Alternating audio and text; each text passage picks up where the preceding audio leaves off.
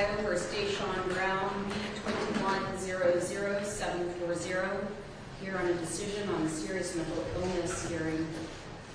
Good morning, Mr. Rubenstein, Mr. McKenna. Morning, Ms. Oswald, Mr. Teeger. Morning, Judge.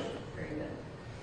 To find that the defendant meets the criteria for having a serious mental illness under 2929.025, thus removing the possibility of the death penalty being imposed, this court must find that the defendant has been diagnosed with one or more of four conditions, being schizophrenia, schizoaffective disorder, bipolar disorder, or delusional disorder, and at the time of the alleged aggravated murder, the defendant's condition significantly impaired his capacity to exercise rational judgment in relation to his conduct with respect to either conforming his conduct to the requirements of law or appreciating the nature, consequences, or wrongfulness of his conduct. Furthermore, that his illness was manifested primarily by repeated criminal conduct or attributable primarily to the acute effects of any use of alcohol or any other drug abuse, and does not standing alone constitute a serious mental illness. At the hearing on August 31st, Doctors Dreyer and O'Donnell diagnosed the defendant with bipolar disorder. But Dr. Marchiani said the defendant did not suffer from any one of the four enumerated conditions in the revised code.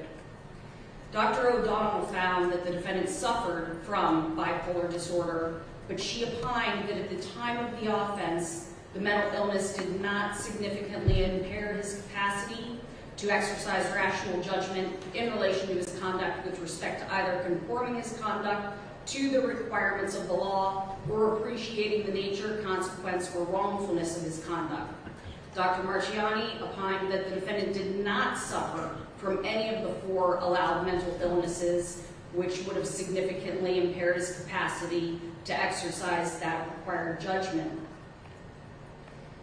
Dr. Dreyer stated that the defendant was suffering from a serious mental illness and that mental illness significantly impaired his capacity to exercise rational judgment, to conform his conduct to the requirements of law, to appreciate the nature, consequences, or wrongfulness of his conduct. However, when presented with information about witness statements and investigation details, Dr. Dreyer stated that having the additional information may have changed her expert opinion.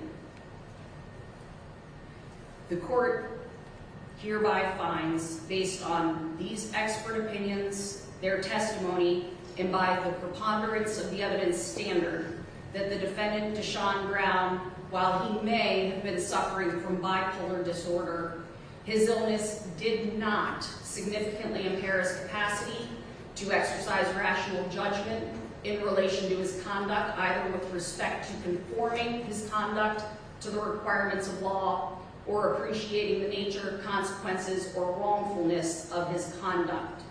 The defendant's motion to exclude the death penalty due to serious mental illness at the time of the alleged offense is hereby denied. Thank you, Judge. We'd object for the record, of course. At this point, Your Honor, we would ask to set this matter for report so we have a chance to further consult with our client about where we're going from here. Very good. Clear trial setting December 5th at 9 a.m. That's fine, Your Honor. Very good. Anything further from the defense other than the objection? No, Judge. Okay. Anything from the state? No, Judge. Thank you.